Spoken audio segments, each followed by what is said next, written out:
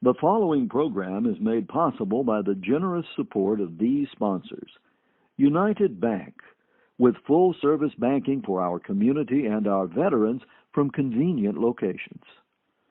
By PGBA, the healthcare claims processor for the American Armed Forces, serving those who serve us. And by Conway Ford, dedicated to serving our communities and our veterans in Horry, Georgetown, and Marion counties.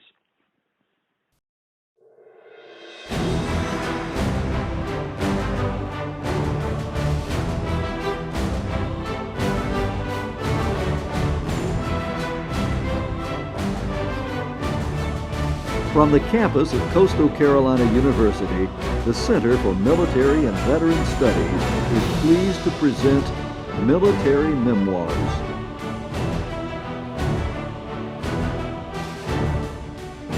Hello, I'm Rod Gregg. Welcome to Military Memoirs. Our guest on the program today is a retired U.S. Air Force Chief Master Sergeant, Mr. Wayne Chandler, who also served in the United States Navy, put 27 years into the American Armed Forces. Pleasure to have you here. Thank you. Pleasure to be here. Now, may I call you Wayne? You certainly may. You were telling me earlier you grew up in Indiana. Yes. In the 40s, 50s, early 60s maybe. What was that like? For a child, it was probably one of the best times to grow up those years. The dangers that children face today, we didn't face back then. People cared about children, and like I was saying earlier, it's you were out of the house during the summer by the time sun was well up, and you didn't have to be home until the street lights came on. And once the street lights came on, you just had to be right there in the neighborhood. No cell phones to check in. No cell phones to check in. So what did you do during those times that you were free and out of school? Golly, we'd go fishing on our bicycles, sometimes riding as far as 5 miles from home to fish in a creek that we knew that there was good fish in. I remember one time we were at one of those creeks a long way from home, and I'm deathly afraid of snakes. I don't care if they're that long or that long, but I'm scared of them. And a garter snake crawled across my bare foot, and I was home about 2 hours before the rest of those boys ever showed up. And you broke a record speed on your bicycle, right? Well, you went to school out there in Indiana, and where was that? I went to elementary school in Frankfort, Indiana, at Kiger Elementary School. That school has since been torn down and new schools built. That high was school? A great school. High school in Hammond, Indiana, at Hammond Technical Vocational High School. And that was a great school. I wish schools were like that today. Well, you told me earlier that you decided to join the United States Navy while you were still in high school. You graduated before you went in. Now, why did you pick the Navy? It was convenient. There was a recruiter about 2 blocks from the high school, and I got out of school at the end of my junior year and said, I'm not doing this anymore, and there was a Navy recruiter, so I went there. And he was glad to have you. Yep. So this was in the early 60s, right? 1962. Okay. So basic training right away. Where did you go to do that? Great Lakes Naval Training Center, just north of Chicago. Okay, not too far from home, but on Lake Michigan. Yep. That's big water. Very big water. So what was that like for you? I mean, you're very young to go do this. it was traumatic. So many changes from what you're used to. When you hang clothes at home, and yes, we used to hang clothes outside to dry because we didn't have dryers, use clothespins. The Navy didn't allow you to use clothespins. You had to use pieces of string that they called clothes stops. And they had to be wrapped in a certain way and tied in a certain way, which all of us thought was ridiculous. And it was just the whole military thing, changing your lifestyle from a civilian lifestyle to a controlled military lifestyle. And you were what, 17? 17 years old. That was a big change. A great big change. Well, you did 2 years in the Navy, you told me, and then you decided to join the Air Force. Why the Air Force? Number one, I realized that I wasn't fond of deep water. And I couldn't see land anywhere around me. So Air Force held more of a technical experience rather than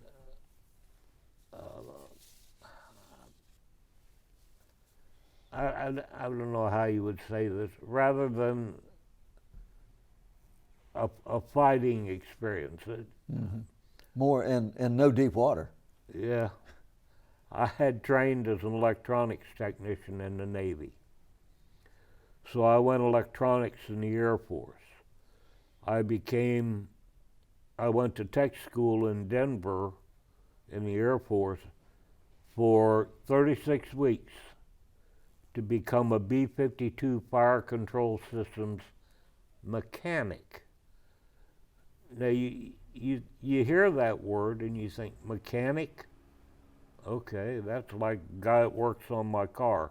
No, it was 99% electronics and 1% mechanical.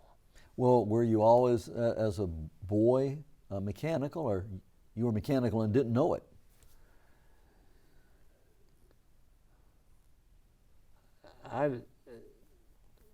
This may sound self-serving or whatever, but I seem to have a tendency to be able to pick things up fairly quickly.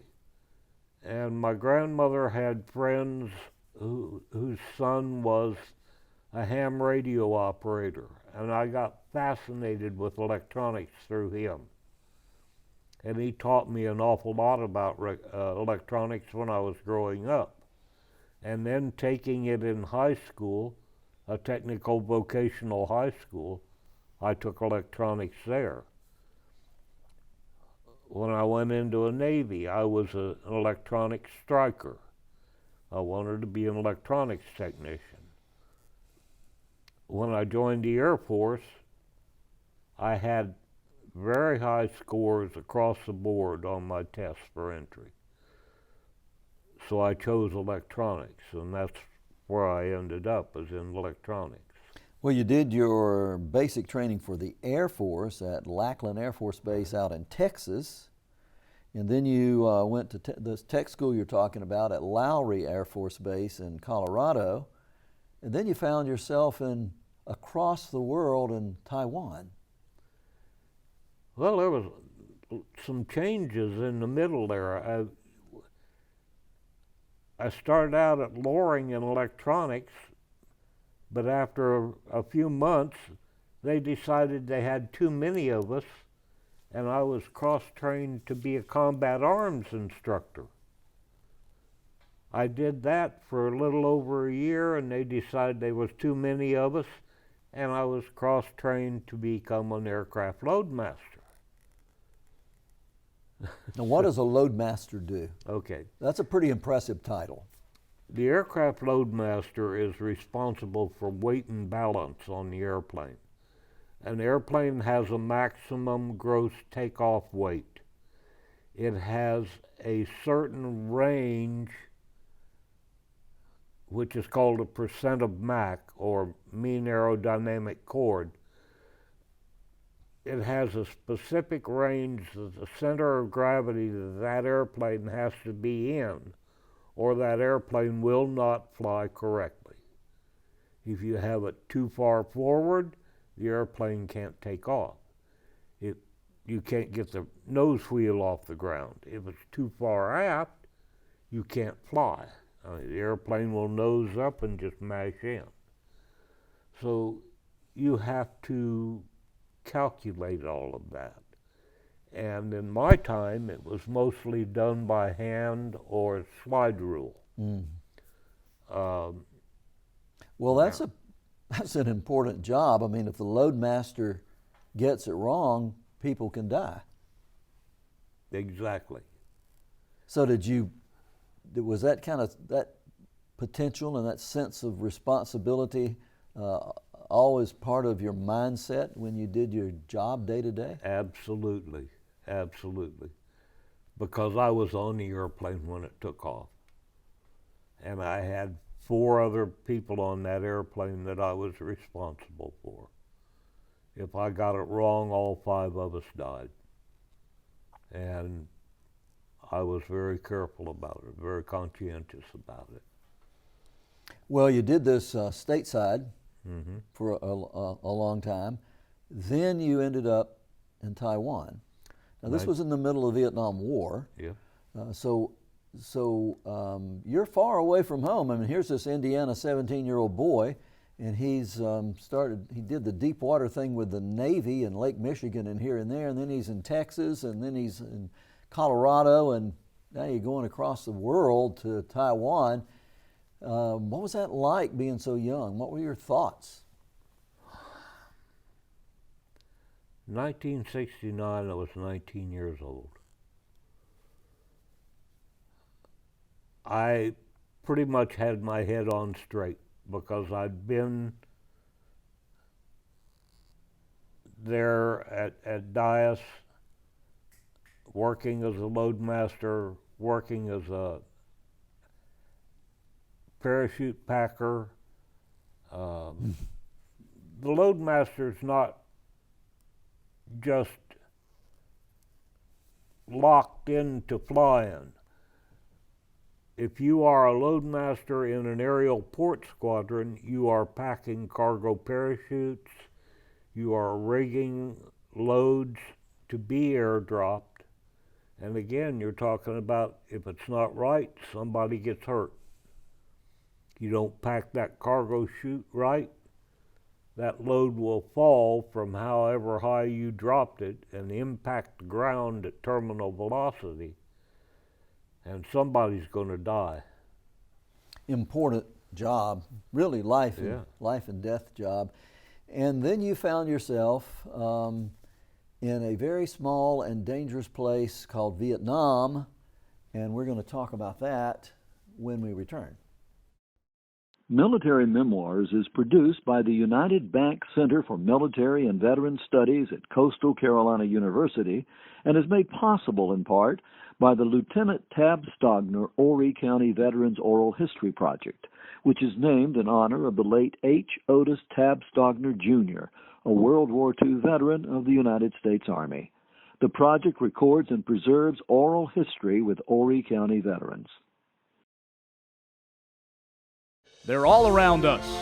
They're the men and women who served in our nation's armed forces.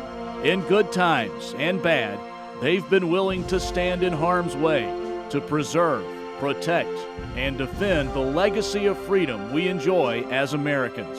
All of them gave some, and some of them gave all. We owe them a lot. So the next time you see an American veteran, say thank you for all of us. The United Bank Center for Military and Veteran Studies preserves oral history from American veterans of all service branches, including the U.S. Coast Guard. The Hack Mintz U.S. Coast Guard Oral History Project is named in honor of the late Henry Hack Mintz, a longtime resident of Myrtle Beach who held 3 U.S. Coast Guard commands. the Hack Mint's U.S. Coast Guard Oral History Project, a key component of the United Bank Center for Military and Veteran Studies. Hello and welcome back to Military Memoirs. We're talking to Mr. Wayne Chandler, retired U.S. Air Force Loadmaster and Chief Master Sergeant. And after all this training you were telling us about earlier, you found yourself for a full tour in Vietnam in the middle of the Vietnam War. And a young man, like so many others over there. Do you remember when you first set foot in combat zone and what that was like? Yes, sir, I certainly do. Dumber than a rock. You walk into that, you have no reference point. You've seen pictures on television, you've heard news reporters talking about it. It's you're not ready. I'm sorry, I don't care. You walk in there, you fly in there, you land, you look around and you go, what's so bad about this place other than it's hot, it's wet, and then boom, a rocket lands someplace on the base and you hear the bang. Or you hear gunfire in the distance and you go, oh my God, this is real. Well, you were a loadmaster in the Vietnam War, in Vietnam, in country, and usually on Air Force C-130 aircraft, huge aircraft, right? Yeah, good-sized airplane. And what were you bringing into Vietnam and taking out?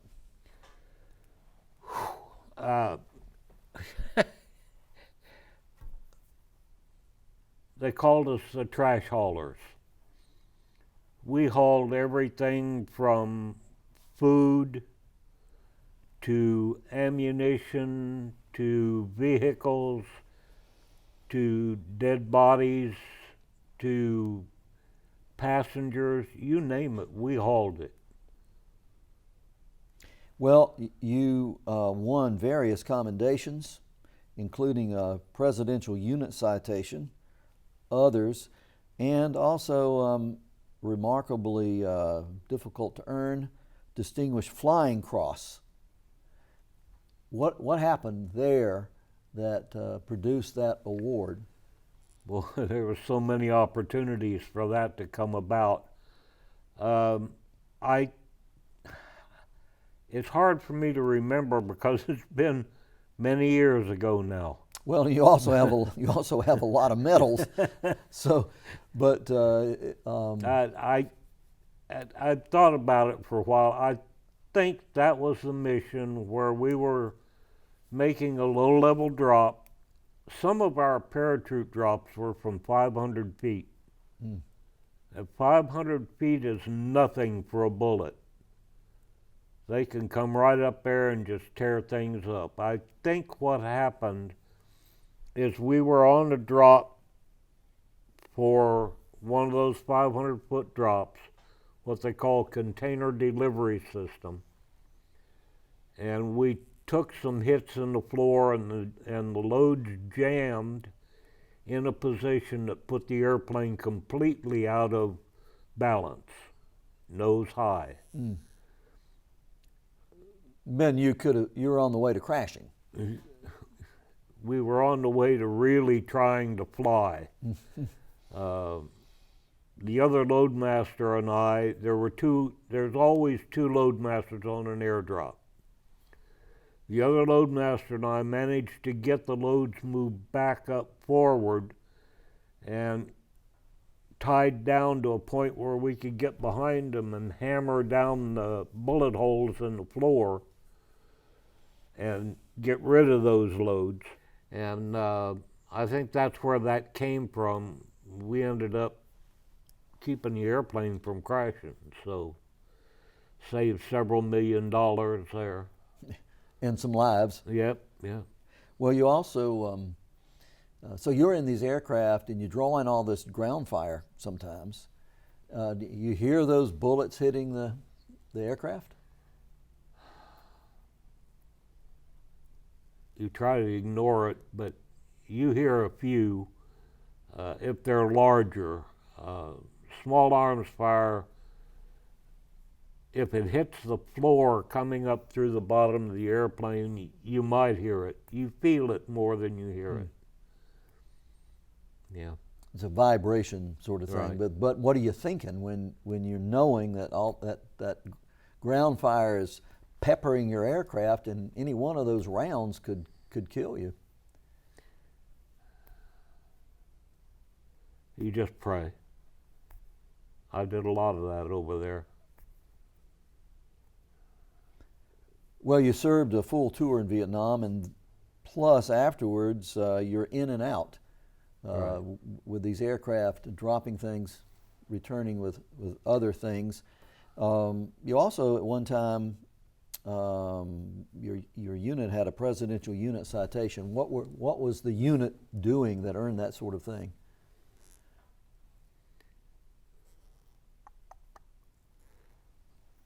Those probably came from humanitarian things that the squadron did. Taking food into Africa, taking supplies into countries that have been hit hard by storms or earthquakes or whatever, natural disasters. The Air Force does an awful lot of that people never hear about.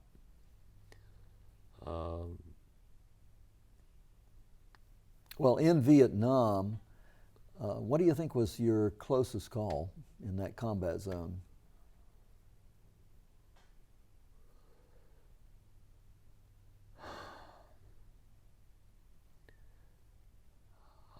Probably the closest one was one we talked about. We were coming into a dirt strip. The C-130 fully loaded can stop on a 3,000-foot runway. We were hauling fuel into one of those bases, and the airplane was hit by ground fire. One round, I guess, hit one of the outboard engines and partially severed the throttle cable for that engine. And when we touched down and pulled the engines into reverse, the throttle cable for that outboard engine broke, and 3 engines went to maximum reverse and 1 went to maximum forward. And the airplane can ground loop in a condition like that. That's where the airplane will come up like that and then just go over and crash. But we didn't do that.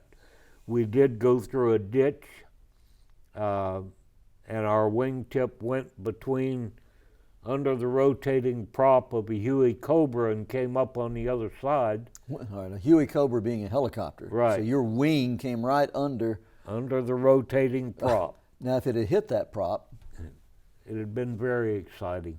For both aircraft Yeah. and everybody on it, yeah. Exactly right. The airplane came to a stop skidding sideways 10 feet from another C-130 that was in the ammunition storage area of that base. And again, it would have been very exciting for everybody if that had crashed. So you really don't have to be an infantry soldier on the front line to get wounded or killed. Oh, no. No, you don't. No, you don't. Well, so when you're in a situation like that, or when you were in that situation, young man, and you don't know how that's going to end, but you know it could end badly, what's going through your mind?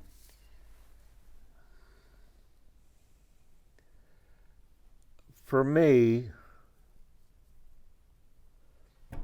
I read an awful lot.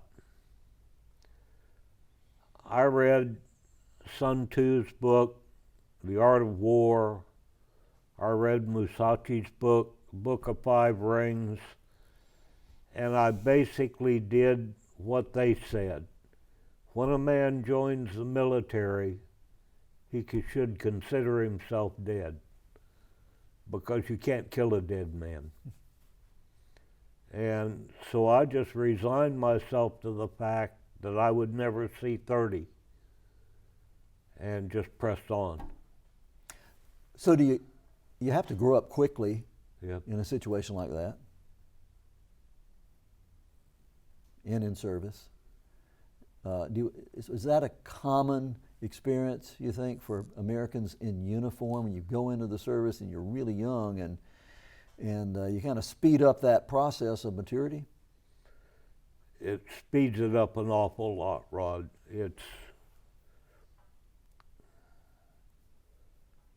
There aren't any young people in the military.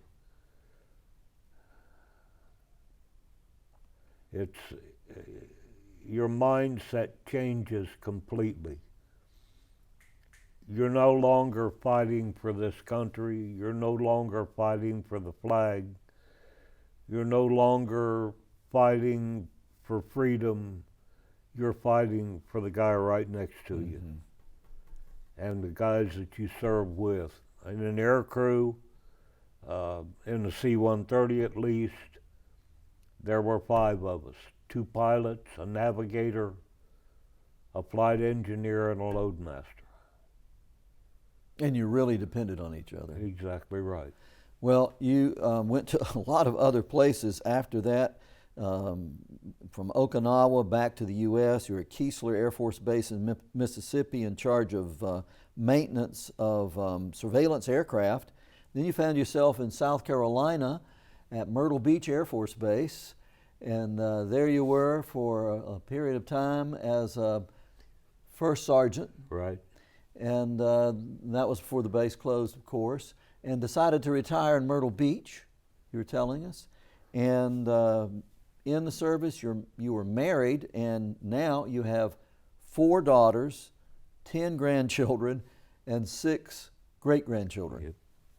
Well, I want to tell you, first, thank you for your service to our nation.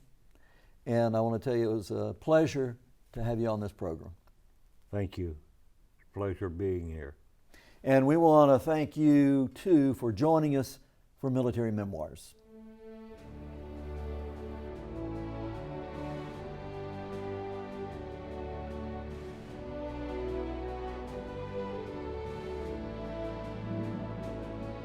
The preceding program is made possible by the generous support of these sponsors.